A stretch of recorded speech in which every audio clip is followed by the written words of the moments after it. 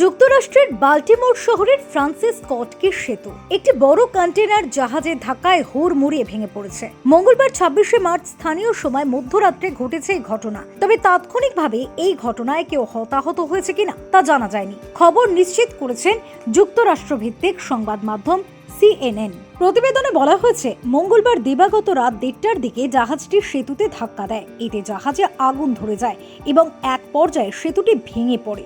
এতে সেতুতে থাকা একাধিক নৌযান পানিতে ডুবে যায়। এই ঘটনার পরপরই এক এক্স বার্তায় মেরিল্যান্ড পরিবহন কর্তৃপক্ষ জানিয়েছে, এই ব্রিজের একটি বড় অংশ ভেঙে পড়ায় স্বাভাবিকভাবেই সমস্যায় পড়েছেন একাধিক মানুষ। সেতুর উভয় দিকে লেন বন্ধ করে দেওয়া হয়েছে।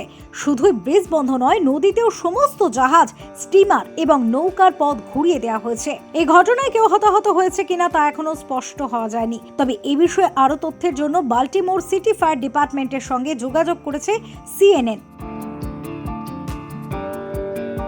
বাল্টিমোর মেয়র বলেছেন, জরুরি কর্মীরা ঘটনাস্থলে রয়েছেন, উদ্ধার তৎপরতা চলছে। প্যাটাপস্কো নদীর ওপরে নির্মিত এই সেতুটির দৈর্ঘ্য 1.6 মাইল।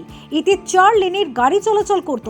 এটি বাল্টিমোর বন্দরে 3টি টোল ক্রসিং এর বাইরের দিকে এবং বাল্টিমোর বেল্টওয়ের সংযোগ সেতু হিসেবেই কাজ করে আসছিল।